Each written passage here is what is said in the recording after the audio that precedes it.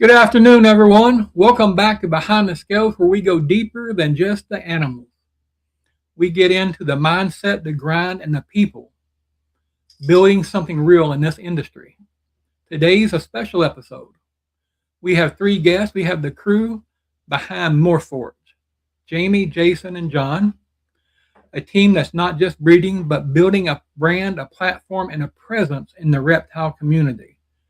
And what makes this one different is we're just not talking snakes. We're talking partnership. We're talking content. We're talking legacy. So let's get into it and bring the Morph Forge family to the stage. Hi, everybody. Hey, how is everyone? Howdy, howdy. Good. Oh, I'll get right into it. How did the Morph Forge come together in infancy? I think John gets to answer that one. Yep, I guess I could start that. It basically started with my son. He was off in college and grabbed a ball python. I've told the story several different times, but maybe not to the people watching today. We all, Jason and I grew up in Florida. So okay. South Florida, Everglades, like basically right in the Everglades. And snakes were something I wouldn't say you necessarily were afraid of, but you were very aware of. You have your, cottonmouths, rattlers, pygmies. I mean, everything.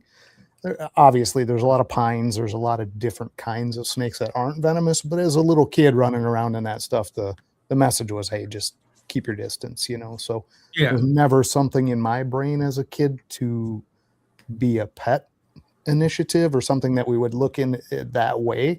I always goofed with them. I always caught them, put them to the side. We used to catch rattlers to send over to the milk places, where they do the anti-venom. So we were always around them, but we never viewed it as a keeping scenario. It was something you either avoided or you had a use for, but not in a companionship role, right? So it was really odd when my son decided, hey, I'm going to get a ball python. My first thought was like, what do you want a snake for? It just never really entered my mind that way. So he ended up moving home from the COVID stuff. And when all of that was starting to kick off, they were going to all remote. I was already, doing my thing out of the apartment there. And he brought that there to where I was at. And it was really close proximity for a super short introduction to him. Couldn't avoid it. He was out. I was out. We'd kind of have to swap who was taking care of it. And it didn't take but about 2-3 visits before it was just intriguing. Could see the personality in the little guy. I mean, I'd have him out and he'd be curious. He'd be cruising around my desk, checking things out. And then he'd come back to me and I'm like, I don't picture a snake doing that, So instantly I start watching the videos and stuff and seeing what it's all about and, what's out there, what's available and where the big interest is drawn. Well, and then of course you stumble on all of the morphs available. Yeah. And you end up in that rabbit hole of, man, there is a ton to do with these things outside of just a keeping scenario. You have some artistic outlet. You have some creativity mixed in there if you're looking at genes and what things can do with each other. So instantly went and bought some females and starter snakes of my own.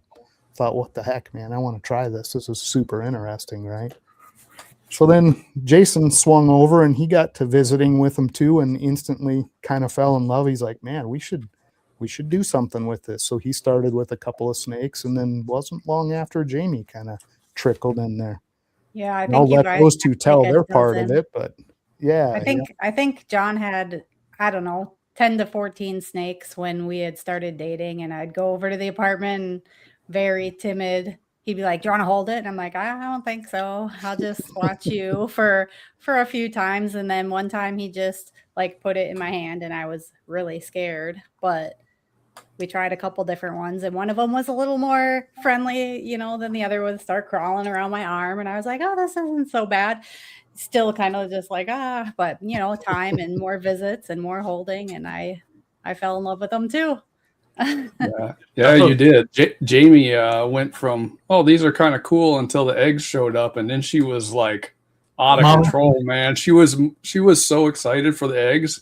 That takes you got a few months, you're sitting waiting for these things to hatch. And she's talking about it every single day, man. Hilarious. It's so hard to be patient during those 55 to 60 days, man. Well, who's the So, big yeah. organizer in the group? Who organizes and keeps everybody straight? Well, we honestly kind of share that. Yeah. I mentioned this on a show at some point, but we're how I say it is we're pretty allergic to failure. So if somebody's slacking, or even a couple of us are slacking, somebody's finally like, all right, I'm going to get this straight, and they just step in and either bring up the topic, and then we finally get together and discuss it and make a decision, or they just make the decision for us and we go, okay, nobody else made it, so I guess that's what we're doing. But Right. yeah. Well, it seems like it works well. Let's see. Shout out to a few people out there in the chat today. I think we saw my wife. I guess she just informed me that my youngest son's coming for dinner tonight. Oh, nice. Nice. And I think we saw Bash Coder Yep. and So Craig Dick out there. Foster. Who else? Nick, 666 Serpents. And I think that's all that I've seen so far. Nick's a good guy. He helps me a lot. Yeah. Yeah, we Nick's a like good dude. Yep, for Yeah. sure. I saw Nikki. Hi, Nikki. What's something that about running a partnership, I guess if you want to put it that way, that people don't understand, or how things work in that manner, kind of thing? Does that make sense? Yeah, I guess I'll start this one off. So I guess the one thing that can maybe be tricky for some people, it really depends on how everybody meshes, but just understanding that everybody has their own ideas, and some of those will be shared. Maybe everybody agrees, but not always. And it's important, to listen to that and have respect for other people's ideas and just allow them to do those things. And I think we've done really well at that. Mhm. We have the running joke, and really, we blame it on John. Obviously, it's not John's fault at all. But Jamie and I are kind of like, we really want to do some monsoon stuff. Well, monsoon's expensive, and the reason we don't do any monsoon stuff is because it's expensive. But John's not really interested in monsoon, so we just blame it on John. Won't let us do monsoon. So It's funny. yeah. I like the look of monsoon, but it's kind of like It's hard to do. It's kind of like Yeah. pinstripe in a way. It dominates a little bit too much, maybe. It Yeah. does, yes. That's Yeah. my take on it, feeling on it. Anyway. That's the challenge, man. Yeah. And that's Find kind of why something I to want break it out. Yeah. Yeah.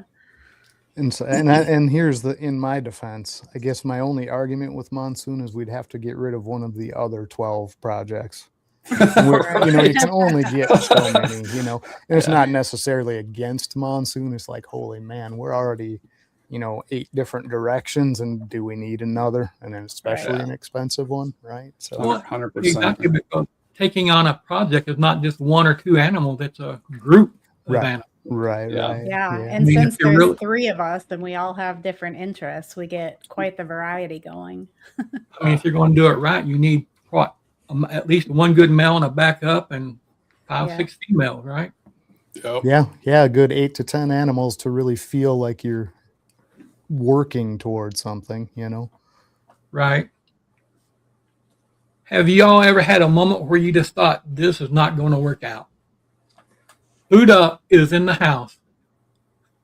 Hi. Greg, good to see you.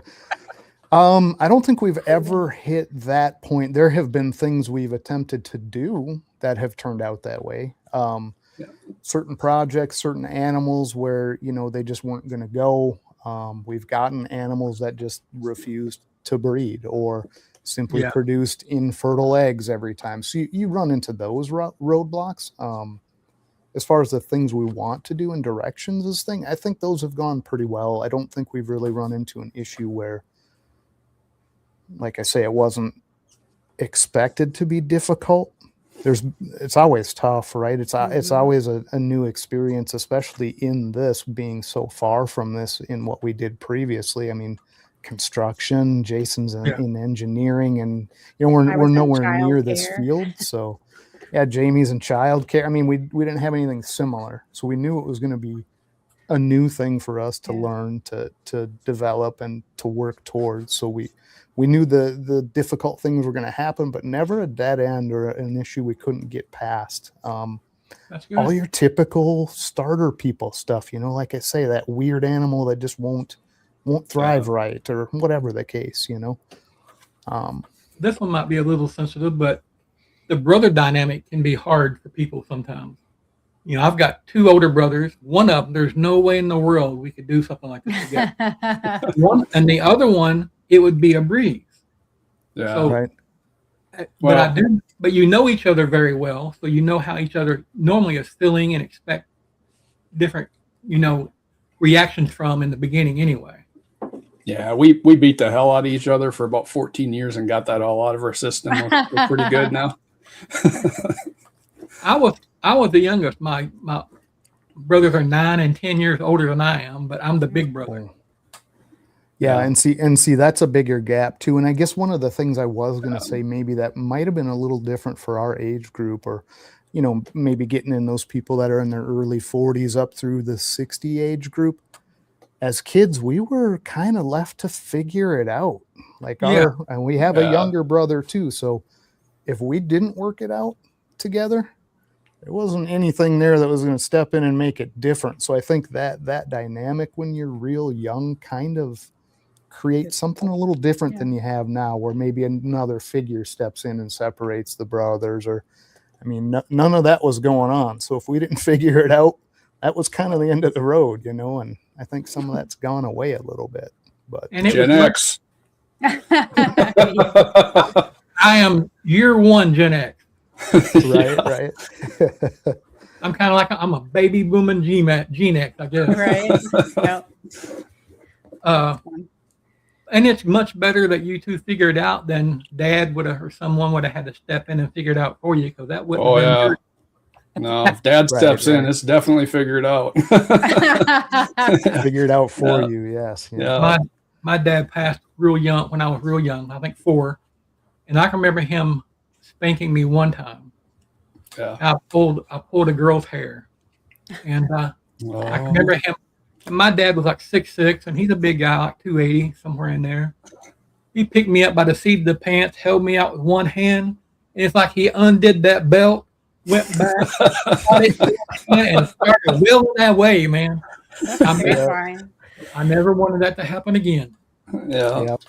That's it too. Like, once that fear is put in really well and solid, you really never have to do it again. It's like it's ingrained that what's coming, and those limits aren't pushed, And I think that's healthy. Today here in Pensacola, there's a big thing going on in the paper and the Facebook ads. Panama City Beach, Florida has been a spring break destination for a long time. Yeah. They have done away with alcohol sales in the month of March to keep spring breakers away. Wow. So they went to Daytona and Pensacola. Yeah. Last night we had shootings and all kinds of stuff going on at the beach, and just a real mess over there. And you got yahoos jumping on Facebook talking about it's a racist thing and this and that, and it's not. It's not a racist thing. There's kids. It's a society problem. Yeah. I hate to say it, it's going to hurt somebody's feelings, but kids today aren't taught respect, right, or boundaries, or integrity at all. And when they go out to these places on their own, you can see that. And the fear you were talking about, John, I think is a valuable tool. People think it's not, but knowing that there's a consequence for your actions is important to me. Yeah. Right. Yeah. And just the respect. I mean, the big difference is just what you said earlier, G-Paw, is there's shootings. Well, that wasn't when we were kids, man. We were rowdy. We went out to the beach. We drank beer. We went out in the wood. The worst thing that happened is people got into a fist fight. You settled things like that. Nobody's stabbing each other or shooting each other. It's just gotten to be ridiculous that way. So, and it stems from what you said. That's people are not bringing people up correctly. I mean, there's no more to be said. That literally is it. And many times after that fist fight, you become friends anyway, or you went back to being friends. Right. Yep. Right. Yep. Exactly. You got it out of your system and ready to move on. Yeah. Today, you know, like, he did me wrong 7 years ago. I'm gonna beat the hell out of him. Yep. For sure. I don't know. Yep. So I know you guys do the No Remorse podcast and things as well. What's the biggest lesson you've learned from the podcast itself? Oh man, I mean, for me, it's just a much bigger respect for how much work there is in it. I was gonna say it's been- commitment. Yeah, it's been fantastic. I mean, meeting the people, everybody out there, community's awesome. All the people that show up every week, all of that side of it was what I hoped it would be, and that's been great. Mhm. What I had no idea about was like how much time you sink into that, even on a simple repeat formula. If you're doing it every week, you still got to reach out to those people, make the contacts, build all of the stuff for it's the amount of work. So I have a much bigger respect for the people out there doing it, whether that's recorded or live. I mean, it really doesn't matter. Still There's the same still a work. ton of time, you know. So Yeah.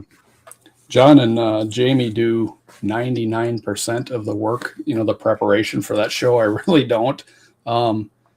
And even with that, so it's weird because you've got two kinds of podcasts. You've got the live stuff, and then you've got the pre-recorded. Yeah. And for me, it's even given me, I wouldn't have thought this before doing it. So it takes some internal convincing for you to get on and do a live show. It's right. You get nervous about it, especially in the beginning. But the respect for the people that are doing the long format recorded, I don't know how they do that, especially when it's the same thing. It's on a weekly. I don't know how they do it. It's the amount of work that goes into that. When you go out and you do live, you just accept whatever happens. But the recorded stuff, they're going in and they're tweaking this and they're, you know, cutting and clipping and putting stuff together. I mean, that is a tremendous amount of work. Yeah. Well, I guess we should go ahead and give some attention to our sponsors right now. So we'll do that and we'll be right back. Sure.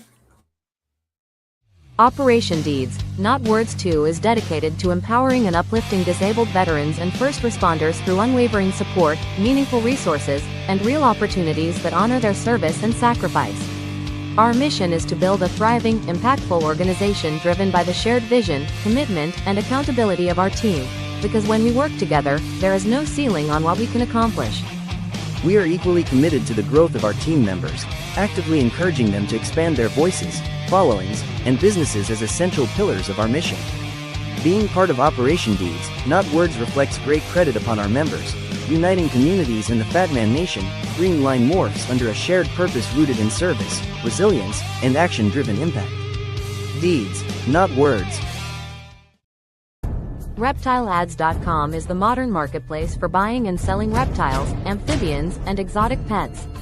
Built by Purple Turtle Technologies, we're creating the most trusted platform in the industry. Join thousands of breeders and collectors on the most trusted reptile marketplace. List your animals, connect with buyers, and grow your business with Reptile Ads. Enjoy your easy access to stores as well as a genetic calculator for your convenience. Stop by and check us out today.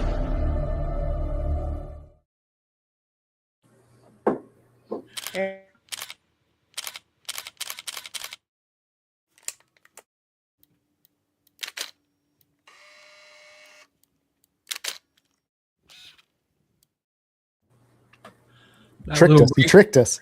I know. Break I between was like, commercials, hey, just kidding. it always trips me up myself. Started on Sipping with Serpents last night.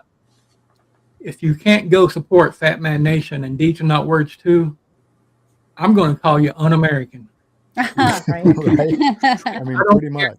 I'm not going to get on here and talk about politics and that kind of thing, but our military people out there are not involved in the politics. Exactly. They are unselfishly giving their lives and time and energy so that we can do things like breed snakes, have podcasts, go to dinner when we want to, and all the freedoms that we do have in this country. So you're supporting those people, not an administration or not a party. So I encourage you to go to thefatmannation.com. They're selling shirts for $35 each. You can get a blue or green shirt, and that money goes to support Camp Freedom, where they help disabled vets go hunting, fishing, all those kind of things that they've done in the past and they can't do now. And they have other tiers on there where you can donate more money and get different things as well. So I encourage everyone to go do that. And also go to americasfaveteacher.com and vote for Jamie Ostrander, Professor Python. She's the number one. She's in first place right now.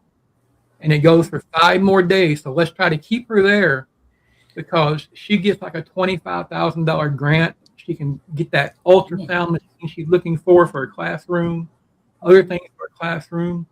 They get this, vacation going to Hawaii. But the thing that's a lot of us are excited about, they get an assembly at school with Bill Nye, the science guy. Oh, fun. Oh, To me, that's very pretty cool. exciting right there. Yeah. Yeah, Yeah. really cool. Every day, go over there and vote for her. It does make you log into your Facebook to verify you are who you are. It's not anything other than that. And you can vote for free once a day. So I would appreciate that. And I know that Jamie will as well.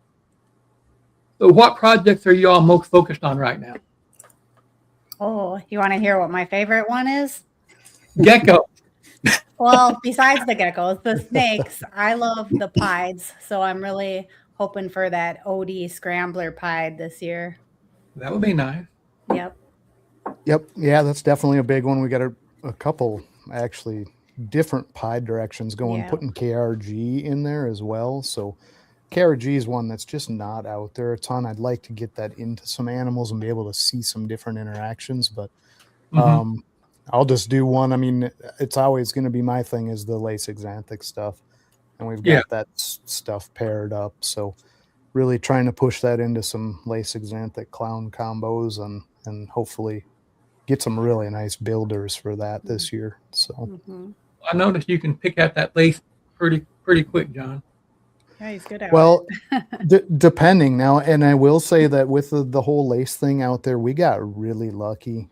We did 4 animals way back, 20 end of 21. I had been looking at the gene. I was interested in the gene. 3 of the 4 were laced. They've tested all fine for their offspring. 1 was not. That one produced a lot of animals for us, but everything we assumed was lace was being held back. It was stacked into other things. So thankfully we didn't put a bunch of that out on the market, but we know what they are now. And we're using it anyway, because as it's grown up, it's really odd looking and it reacts with lace. So it's actually really cool. Yeah. So, can it still be a different line of lace that they just haven't found a test for yet? It's possible. That's a possibility. My tendency is to think not, because we've put it in with lace now and we don't get what we would consider like a white lace reaction. We get a really strange pattern influence, which I wasn't expecting. I do feel like it's a gene. I have no idea what it is, but they don't react like they're the same thing in a different line like a red stripe might. Gotcha. How about you, Jason? Yeah, so projects for me both have lace in them. Trying to take the super gravel clown red stripe combos and get lace into that. Got a ways to go on it yet. Same with my other project is Mojave, Orange Dream, and Desert Ghost into both pied and clown with lace. Might end up with some hypo in that one too, which would be really cool just because that's kind of where I'm at with what I've got to work with. It happens to have hypo. So working on those 2. That's primaries. Nice. We're going to do some pies this year. The wife also really likes the pies. So in procuring a few animals, male, higher end males, I went ahead and did that with a clown pied male, like a hurricane clown pied male. And we have several animals that are het pied, but then we also have the girl that is Inchy, Orange Dream, Leopard, Pinstripe, Clown pied. So We'll Okay. see. We'll see what it does. We don't know yet. Yeah. Yeah. I sat down and made a list of all my inventory, I guess is what I'm call it. And most of them all are either double het hypo pied, hypo clown, or DG clown or DG hypo. So when Nice. I should end up with a lot of good animals Yeah. come next year anyway. So Yeah. It's a nice orange dream, Enchi, leopard, hypo. yeah. So, wow. Yeah. That's I like pretty. it. Yeah. And the pin in there, I mean, people will say, pin, but pin It clown doesn't- is one of my yeah. favorite clowns. I They love just are. pinstripe. Yeah, yeah. I've got 3 Cypress girls I'm trying to decide a focus for. I've got an orange dream Cypress double het hypo pied and a Mojave Fire Cypress het clown. And what is the other one? She is Cypress Fire Cinnamon het clown. So Hmm. I'm gonna, Okay. I may just put the hurricane to them too and see what goes from there. Hmm. Yeah. Can't go wrong with Hurricane. It Right. goes with just about anything. It's such It a works. great I gene. think it works well. I think it does. Yeah. So Sorry. Out of Scrambler, GHI, and Hurricane, which one do you like best? I probably like Hurricane. Yeah. I like Scrambler and I like GHI. I Mhm. do.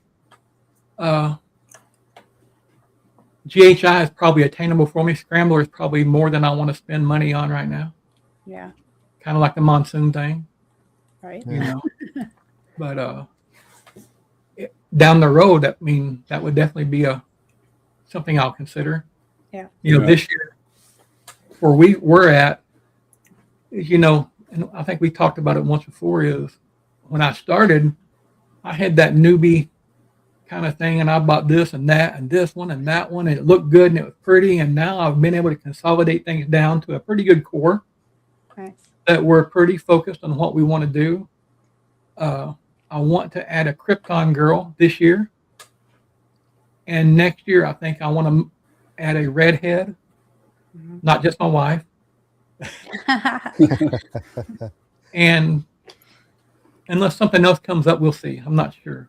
But are you guys chasing visuals, recessives, or long-term goals, or long-term lines, in your opinion? Or both, or all 3? Yeah, I mean, our long-term goals definitely do have the recessive. Now, if you're talking like just recessive stacking, no, I think that was a real common mistake by a lot of people for a few years. Is like, I want that quad recessive, but no incomplete dominance in there. And then what do?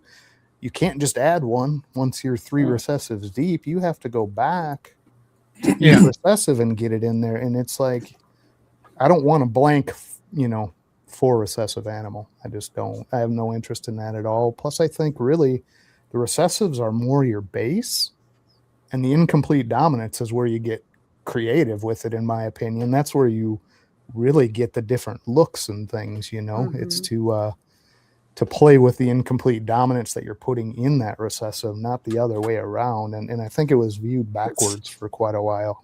It's funny because we've mentioned that on our show, man, I don't know how many times, because we still see people doing it, and it's like, we're trying to be like, not that what you're trying to put together is not cool. It's cool, but if you want any of the dominance in there, you're going to be absolutely screwed in the end, because you're going back to the beginning and starting all over again. So kind of like a hint to get those in there right away. Stat. And I still see people talking about making quad hets and being excited about that, and I guess that's fine. But I guess on my point, unless I'm just seeing this wrong, I know the individual odds itself doesn't change, as far as things go, but the more you put in there, the less likely you are going to hit what you want to hit. Right. Yeah. Yes. But Yeah. the more ability so it gives you the agility, right? Probability probably drops, like you're saying, because the more genes you got, which ones are going to come out. But without those, you got zero possibility. And that's the problem with the stacking all the hets without the codoms in it. Right. Right. Yeah, I think that's a common, and I think we did in Discord for a little bit too, G-Paw. We got into a long conversation about how all that odd stuff works. Yeah. And really, if you're excluding a gene, if you don't want something in that combo, then your odds drop. Right. But your odds to hit the one you want with some pluses actually stays the same. Yeah. So it doesn't change at all going down the road. But it does, doesn't it? I mean, if you got an animal with 4 genes in it No. over here, if you have an animal over here with 4 different genes, I guess it's just a way of understanding it and saying things in terminology, because now you've got 8 to deal with instead of 4. So it is a Yeah, little, but if you're talking codoms, though, it doesn't matter which side you're on or any of that. Your odds stay the same unless you're doubled up, right? If you're doubled up on each side, then your odds change. But if you have totally separate codoms on the right, totally separate on the left, the odds of those passing are no different than if you doubled how many you were on each side. Yeah, right? you could have 32 of them, and each gene has its own odds. That's what people confuse. Like each gene has a 50-50. Doesn't matter if there's 32 of those or 3,000 of those, each one is still 50-50. right. So if you want that animal with that gene, your odds of getting it stay the same. The problem is you're adding a bunch of stuff you may not want. So your goal animal actually drops, if that makes sense. Yeah, because that's what you might get your gene +4, right. But yeah, And I guess that's what I was referring to, and that's what I was saying. I say it's a lot of understanding terminology and different things a little bit different. Everyone's mind, frame of mind. Sure. What is a project that you think people are sleeping on or shouldn't be sleeping on? Man. I don't know if there are any anymore. It seems like there were a few years back. Yeah, but people have kind of really thought about exactly that question. It seems like people are doing it, maybe not in big volume, but I honestly can't think of one right now. I had a few in mind, but G-Paw, I don't want to say them because we're not sleeping on them. So, you know what I mean? Where it's like combos, you mean?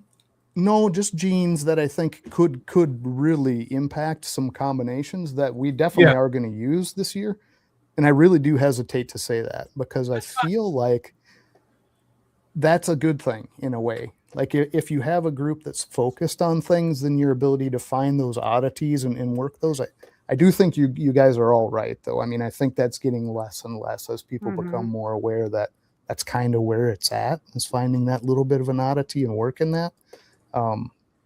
But I have a couple in mind. I just don't want to say right now.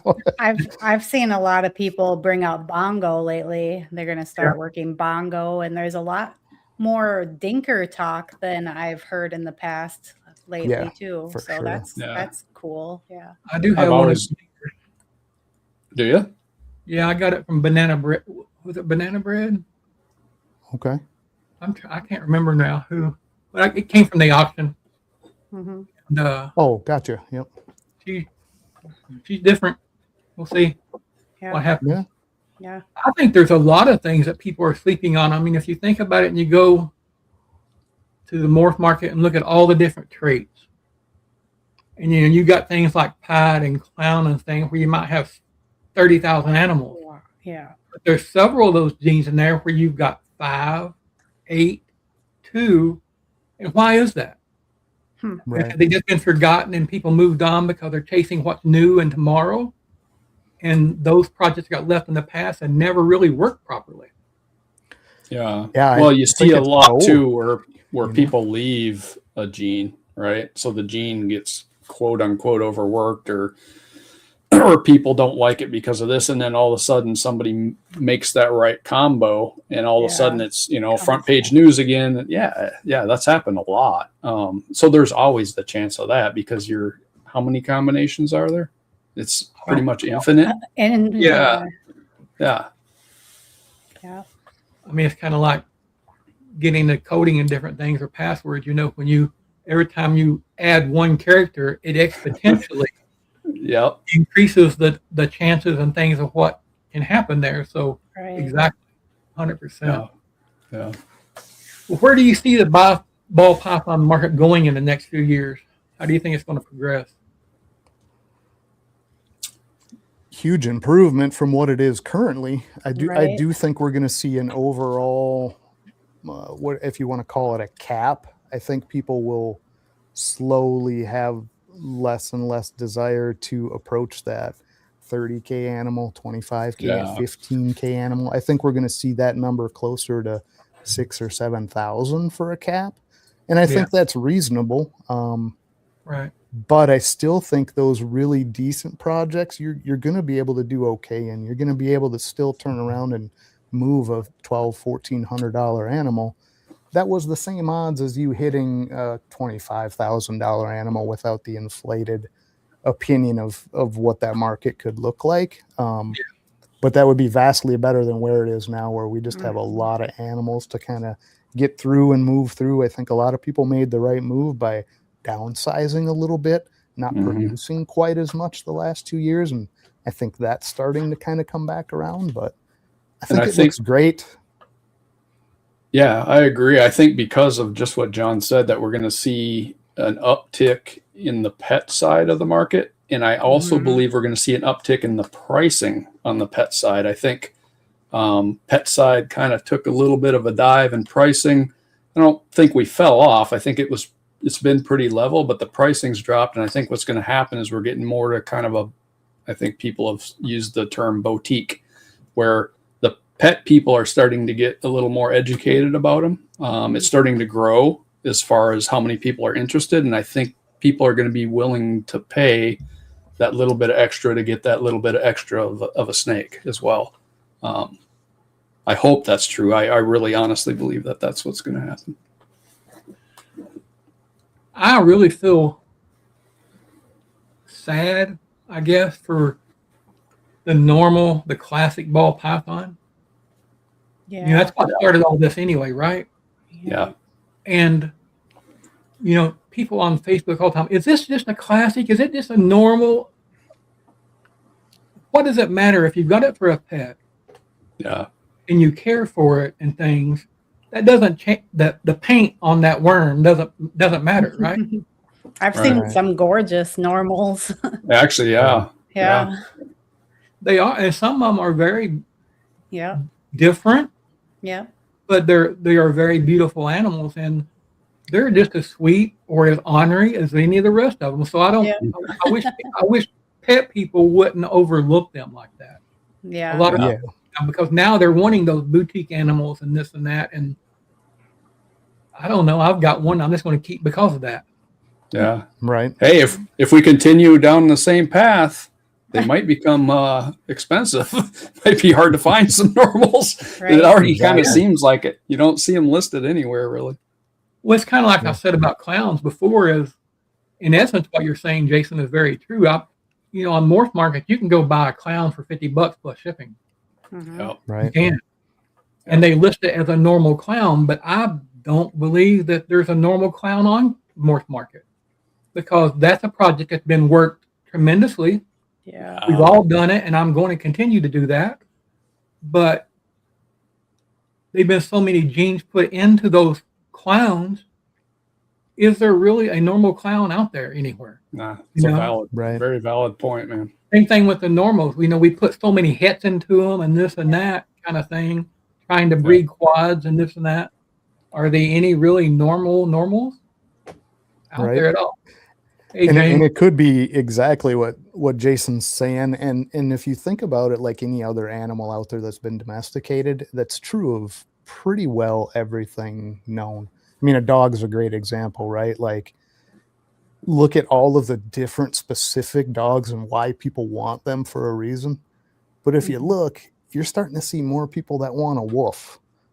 Yeah. You know what I mean? Like, I want the actual original dog. You know what I mean? And I do think that can happen as well. But we're talking about kind of a closed population of animals that we're creating, right? Right. So I do know what you're saying. I wish there was more value on the classic ball python or the normal, but I feel like we are getting so far from that will be the rarity. So those things are gonna, flip flop over time. And it's an artificial market, right? Like, I think if we were going out and we were grabbing these things from the wild, which hopefully is getting less and less, feel like it has for 20 years, it's drastically declined, but Hey, Sammy. that's a good thing in my mind. You know what I mean? We're creating our own demand for these things by what we produce. And that's actually kind of a good thing if we can make things that are desirable that actually people want homes for, right? So a lot of like teeter points on that, and it's a tough topic. It really is, because you do feel bad for that animal's life Yeah. if it's undesired. Absolutely. But Right. Well, we're going to let some more sponsors run through real quick, and then we'll be right back. all right. Thank you.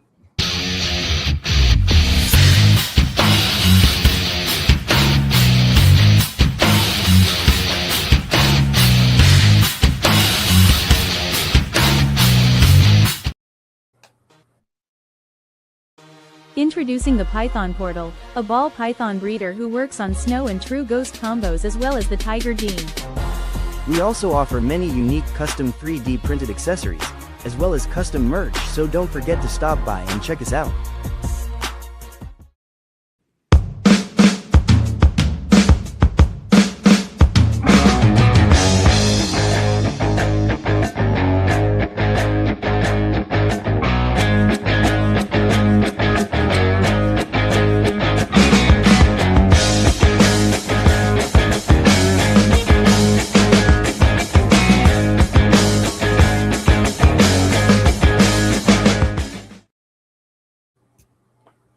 I do want to thank Dirty Bay and the Python Portal. Dirty Bay helps me with snakes. He's donating the pixels to me, which is a big give. Oh, Yeah. He has a unique attitude. He says, I said, man, that's a lot to give. You don't need to do this. I can make more, dude. Yeah, I made those, right? So Right. I appreciate that. And Will at the Python Portal, he does a lot of 3D printing for me and different things, and deli cup holders and all those kind of things like that, which is much appreciated. yeah. We got some cup holders from him. Hey, Bosa. What do you see new breeders making the biggest mistake of right now? Overproducing. Yeah. Just rushing in general. I think, when, and I hate to say new, I mean, I am we're one. not, yeah, I mean, we're not around long enough to really kind of feel like we're on either side of that line. We're learning all the time, Yeah. we're 6 years in this, but rushing is a big one. And that was us. I mean, there's still things that we make too quick a decision on Yeah. and don't put in the actual time to break that down really well and look at it hard. I mean, we're still fighting with our feeder situation and getting that right. Going in with the idea that you're not going to sprint anywhere and get ahead. In fact, Right. you're probably going to make more mistakes. Take your time, do things with a lot of research, a lot of time invested in that side of it, then make your decision and go forward, Yeah. And we run into that all the time with people where they come to the table at a show and they're new keepers, but instantly they have that I want to breed in their mind. Oh, okay. What kind of project do you want to work? No idea. Like, Right. why do you want to breed again? You know what I mean? And trust me, we were the same way. We just wanted to produce eggs and, I think we all are. baby snakes, but that's the big one. It's like that lack of time spent in really laying out what you want to do and making good, solid decisions. And we don't want to discourage people from wanting to make eggs and have fun. The problem is then you have to do something with them, and we don't want people to jump into this, get discouraged, and leave. We want them to get into it and stay. We want people to join and stay. So it is important to kind of communicate maybe some hard truths to people in the beginning. But Well, that brings me to another question, Jason. What separates breeders from those that last and those that disappear? I honestly think it has to do with being able to pivot, agility. Back to what I was saying earlier, you have to, especially in this industry, you really have to be able to look at things and make changes fairly quickly if you want to stay valid, or again, it kind of goes back to the whole beginning, because you can set yourself up in the beginning for complete failure where you don't have the ability.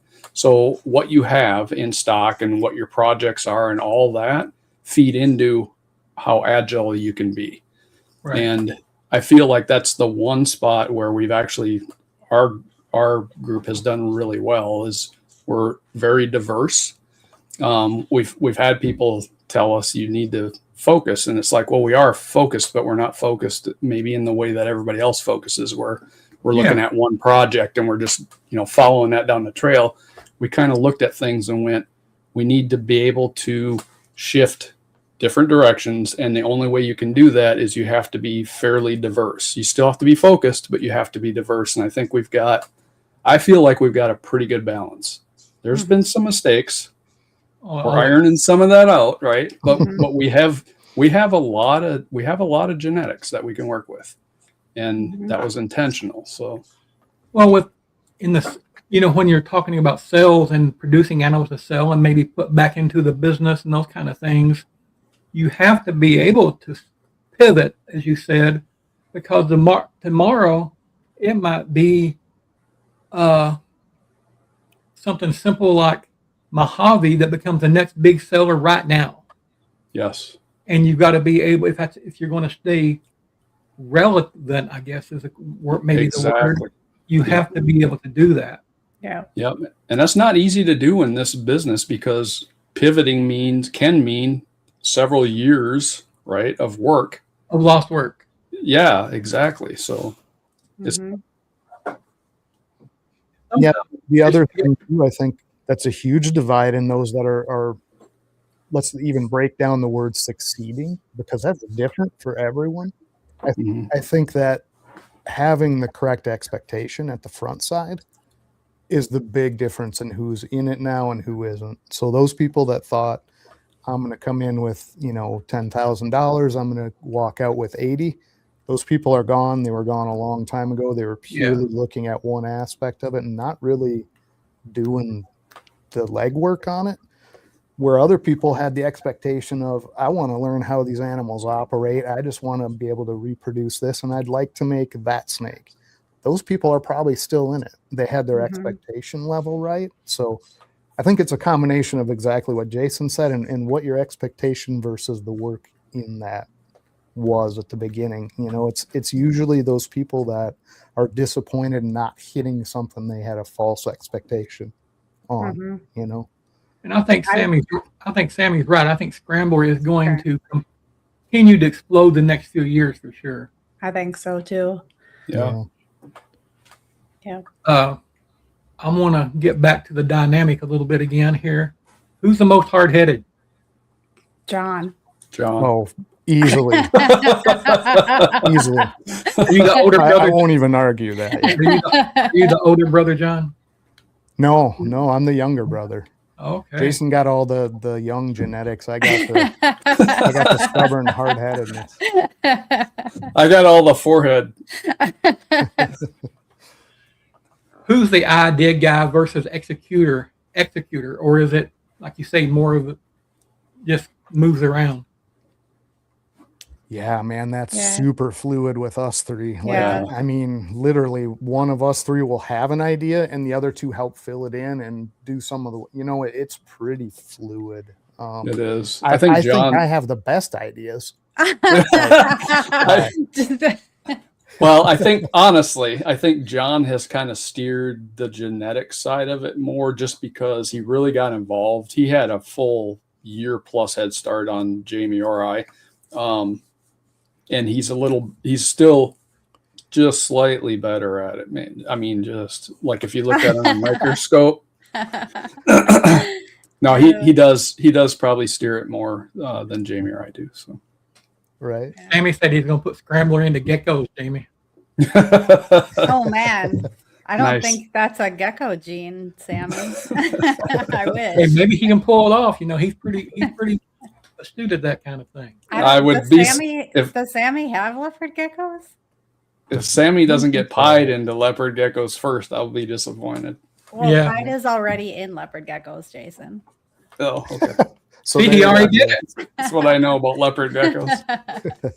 So if Morph Forge was a morph, what would it be? But that'll probably be different for us all. Well, Yeah. I'll take 3 different answers. Mine would be pied. I would say acid. I like acid. Yeah, man, I'm gonna go with the same there. I'm probably like a pied xanthic acid scrambler, you know, There you just go. all over He's the got place. so many genes. Yeah, That would be one cool animal for sure. Yeah, right. it would. Yeah. So Jason, is acid and confusion the same thing, or are they actually different? I in my limited experience with them, I'm going to say they're different. I Yeah. definitely see difference in them. I have 2 acid leopard clown females, but you read this here and you read that there, and it's just I don't know. You know? Yeah. Yeah, and I could be wrong on this, but I do believe they proved confusion tests totally different than acid. So Oh, okay. they look There very you go. similar, and they were Winner. confused for a long time. But So if everything disappeared tomorrow, no snakes, no following, what would you build back first? If you had to start all over, what would you do? What would you do first? Man, be heavy on the Knowing waist. Man. now. Heavy on the Clown. waist. Yeah.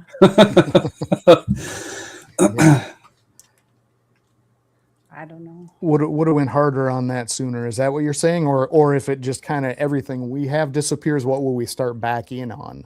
Yes, that. Ah, okay. Boy, We'd just get a That would make normal- me normal cry, and I waist. probably wouldn't start again. right. That would be that would be traumatic. Yeah, it would. Yeah. yeah. That's a lot of our life just gone in a second. Yeah. I would probably do the least fun thing, and I would start instantly on the rats. I would Right. get Yeah. that really solid and just be able to 100%. have a good That's, shipping market on that, sales market on the rodent side before I really started back into the snakes again, just because I feel like that gives you the best base. You've got an income already that you can put toward your projects, and you don't have that feed concern. I mean, 100% rats. As much as I wouldn't want to do that, that's what I would start with. like on Yeah, from Family Feud, they would say that was the number one answer. Yeah, exactly. Well, I Yeah, from agree an with economic and business, standpoint, that would definitely be the way to go. 100%. Yeah. Yeah, I think you're better off being a rat breeder who appreciates snakes. Yeah, right. Mhm. And all that. Yeah. Luckily, I kind of did it all at the same time, and my rats are now where I can start selling. And besides feed, they feed mine fine now, and I can start selling out to the public. So that's a good thing for me. Awesome. Yeah. But we was talking about new breeders and things they do, like they do smart. I think the smartest thing I done, instead of going and buying a bunch of breeder-ready animals, I bought mostly babies and juveniles. And I did that primarily because it helped me learn more before I get to that point, Mhm. have that big explosion of animals. And it's easier on your pocketbook too. Right. Right. So buying young animals, they're not proven per se, but most of them work out in the long run. Mhm. Yeah. From what I can tell and what I can see. Yeah, being impatient in this business is very costly. Very costly. What's the hardest thing that you guys have had to conquer or to overcome in our community, in our industry? Are you familiar with Greg at Rippin' Reptiles? Who did talking about? No, I'm kidding. He's become Oh. one of the best friends out there and a great guy. But You seem like I a think solid. Yeah. yeah, oh, he absolutely is. I think our biggest obstacle, honestly, is location. Well, I say that, and at the same time, I do think it's a benefit in some ways. But I do Yeah. think like our location and where we are is our biggest hurdle. There really aren't great small shows close to us that we can traverse to. People Yeah. talk about Tinley all the time, and I know that's 8 hours, 8.5 hours from us. It's not just that. It's like what we have to do daily here just to maintain our collection. Yeah. We have to check furnace and humidify. I mean, if we aren't on that stuff daily, Oh, yeah. it goes to heck fast, where other areas can kind of get away with it. You know, if a window opens in Florida, they're good for a week. Right. We can do whatever. I could test nuclear weapons in the backyard. Nobody'd even notice here. So nobody's going to tell us what we can or can't do, which is a huge plus. Yeah. But yeah, like John said, everything that you need, and then the market is a long ways away. Yeah. And And as a far lot as- of our months are winter. It's hard for us to ship. We Yeah. only have a small window for shipping. So That's what I was going to say. Shipping's got to be difficult for you Yeah. guys. yeah. Yeah, for sure. And it's definitely better being easier being here in Florida. But Yeah. I don't have humidity problems at all, hardly. No, I mean, 'cause our humidity's always outside, you know, is 80, 90%. If not it's 100, so big portion of the time. it's so bad here. We were just talking about this. Yeah, I don't know, maybe yesterday. yesterday. Yeah. Yeah, and I can get my humidifier going to the point where it's condensing on the floor. Like I walk in there and there is literally water on the floor, and I pull a tub out and it's dry as a bone. Like you can push on the cocoa and it'll turn to dust. Yeah. You know, and I got bad sheds going on if I'm not in there spraying down cocoa. It's just ridiculous. But Yeah. Do you guys spray down your cocoa or do you pour water into it? I spray mine.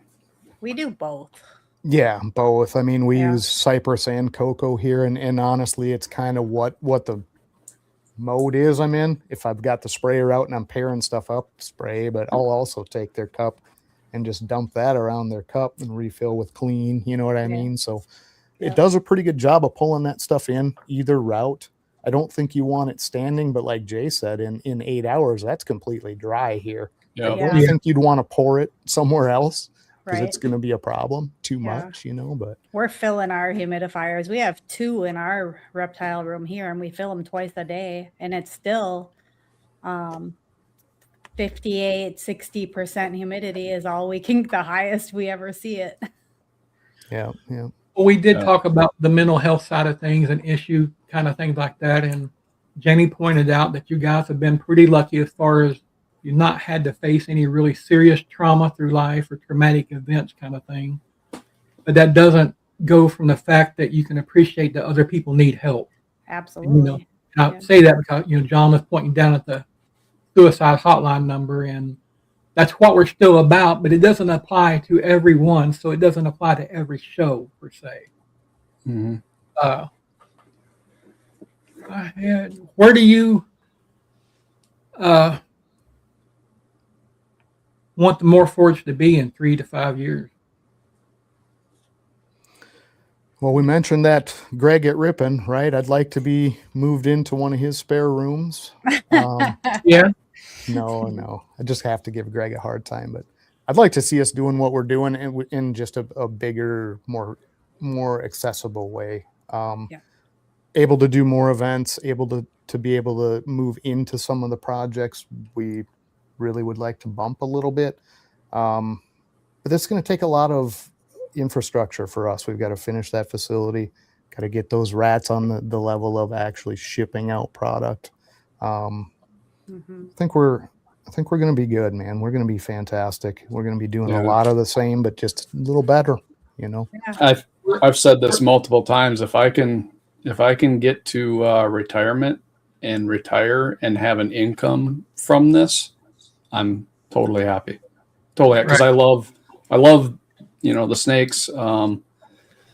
Don't mind the rats, and to have, like I said, a little income from it too would be great. So I'm kind of strange. I kind of like enjoy the rats. I don't just because it gives me something to do. yeah. Yeah, you have to. Cute little buggers. Well, and I was giving, watering systems, hi Mitzi, and all that kind of thing, and I have stayed away from it. I kind of still use water bottles for every tub because it forces me to go out there every day, and then I won't have a flood that kills my babies either, right? Yeah. Right. You just need more snakes. My wife probably doesn't want me to hear you say that. I was talking to Satchmo a little earlier this morning, and we were talking about, because I'm going to ship a mail out to him probably tomorrow or Tuesday. And he said, well, I got one coming in Tuesday and 5 coming in Wednesday. He said, but I don't need any more damn snakes. And I said, it's a definite addiction, man. It really is. Yes. And that's where I think that's where our industry breaks down, is in a lot of ways with these morphs and different things. It becomes emotion, and for lack of a better word, lust. You want that. That's much better. I want that. And in the beginning, you guys, I sat back and looked. I said, my animals are crap compared to theirs. And that's not the case. We're just in different places. Mm-hmm. Yeah. Right. And because everyone doesn't start out. Don't tell him top. that, Karina. You don't. You're no one started. Justin didn't start out being Canova. Right. Right. Kind of thing. Yeah. But I have a question. Go ahead. How does Karina feel about you getting a leopard gecko? She's excited. Yeah. Yeah. She's saying, do you know how to take care of it? Do you know what to do? I said, no, but just like everything else, we will study it and figure it out. And we got Jamie. I hope.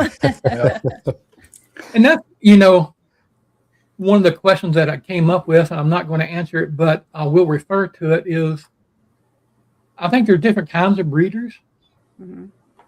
I'm not saying one's better than the other, but I do believe you have some out there who are focused on a competition. Yeah. And you have others, I think, which we belong to, who are more about building a community around us than, hey, if you have a success, I'm going to celebrate that for you and be excited about it. For sure. Yeah. Right. I'm not going to be jealous and upset because I didn't get there first. Right. Yeah. Not even absolutely. Even if we started at the same time at the same place. Yeah. Yeah. Because I don't think we've ever looked at it as a competition. No. Ever. No. If you're going to get upset because somebody gets there first, you got a lot of upset coming your way. Right. I'm gonna say wait though, because again, we'll go back to this Greg. I want Greg to every You're picking on Greg a lot. I'm gonna have to have Greg on the show. Yeah. Right. Yeah, you should. Greg's great, man.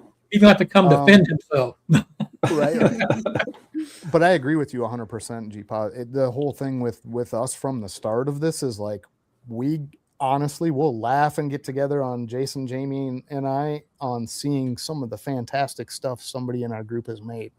And it's not, but the opposite. Like, oh, I can't believe we're like genuinely excited for those people. You know what I mean?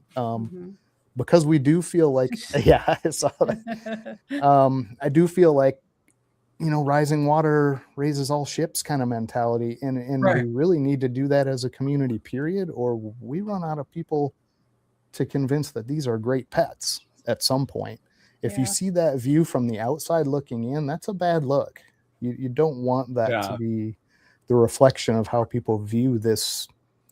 I hate the word hobby, but this lifestyle. You want them to see the positive that's in it, not this, pettiness and bickering and none of that has a place. Ridiculous for sure. Yeah. One of the things that I feel, I'm new on the block, and I don't feel a lot of times that I have that level of integrity that maybe I'll use the Morph Forge has or whatever, but I'm here to help everybody. If I have something that someone else needs and I've got it and I'm not using it, I'm going to send it to you. Yeah.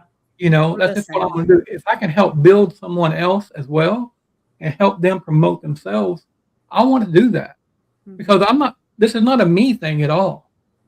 This helped me. The animals helped me 100%, but this community has made it fun, has made it interesting, developed relationships that are valuable to me. Yeah. Right. And as a whole, the community to me is one of the richer in caring for one another than most communities I've ever belonged to. Yeah, And I feel that wholeheartedly. 100% agree with that. And that was a total shock to us. I did not anticipate that. We were counting on the animals are good for us, but we're finding the exact same thing. I mean, the community Mhm. as a group and as a general rule has been absolutely that way. You always have the couple, right, that are going to be an issue or whatever, but not nearly as many as I assumed it would be. I will say that. So that's been a huge positive for sure. So I'm going to put Jamie in a hot seat. Oh my gosh. Nice. Good luck, Jamie. Nice. Good luck. Jamie. Nice. My No, heart just went thunk, boom, boom, boom, boom, boom, I just boom. thought about that. I just thought about that at the last second. I thought about that. That's what I'm going to do here. But no, I'm not going to do that to you. Oh, if I would've- man. I mean, hey, which is better looking, John or Jason? Are you asking Oh. me? Yeah. Obviously me. What You it- can't Jamie, she's biased. I'm like, well, he's my boyfriend, so Oh, no. they're both pretty handsome fellas, in my opinion. Thanks, Jamie. I think they're good guys. I appreciate all They three of are you. And great guys. continue to thank you for all the help and guidance that you do offer and give me. And I'm sure that I'll be looking for more of that in the future, for sure. Do you have Absolutely. any parting words today, Jamie? Thank you to everybody who's out here. Just keep on supporting, help somebody if you can, and chin up. John? Chin up. I like that. Chin up. I'm glad Jamie said we're both handsome. That's a upside for the show, but You'd have been up if Jason was better looking, wouldn't you? I don't know. I can't speak for that. I just keep doing what I'm doing. But Oh, yeah, I think we've got new shows coming out. They start on April 1st. We're switching our schedule up a little bit, so people that do come out and see our show, there's going to be 2 different styles of shows coming with it. So if you get a Yeah. chance, swing out and see it. It's always in good fun. But yeah, and I appreciate you guys letting us on. We don't get to be on this side very often. telling It's a the good truth, time. right? Yeah, absolutely. Yeah. How about you, Jason? Yeah, I want to thank you for having us on. Like John said, we don't My get to do this part a lot. It's nice. It's way more relaxing. mhm. Stay thirsty, my friends. And yeah, the new shows, I think, hopefully people will kind of take to it. So we're trying to mix it up a little bit and just give a little more variety. So we'll see how it I'm goes, excited. but we're excited about it. Hopefully everybody else will find it entertaining. And everyone's really good about following each other's shows, and that's very refreshing too. Yeah. Yeah. 100%. It doesn't matter who has an open panel. You're always welcome to whatever show. It's not any clicks going on kind of thing like that or whatever, and that's really cool too. Absolutely. Well, I want to thank everyone for coming out and watching the show with us today and being here and supporting us. We do it because we want to further this community and further this industry and try to better each other and better ourselves. And we can't do that without people watching the podcast because it would be ridiculous to do it without an audience. Right. That's kind of like playing COVID football, right? Right. Right. Yeah. Could you imagine the Super Bowl with nobody in the stands? Nope. That would be pretty tough, wouldn't it? Yeah. Would. And I just want to encourage everyone to be considerate of your fellow man. We never know what someone's going through. They may be having a shitty day. We don't know if their best friend passed away or whatever. So let's try not to be real harsh and judging people and things like that. Let's try to understand that there might be a situation going on there that we know nothing about, and be willing to be considerate and help other people. I think our parents and our grandparents were a lot better than that as far as community goes than today. I think social media kind of destroyed a portion of that, or has destroyed a portion of that. But until next week, everyone take care and love one another. Thank you. Peace out, guys. Thanks, Thanks guys. again. I appreciate it.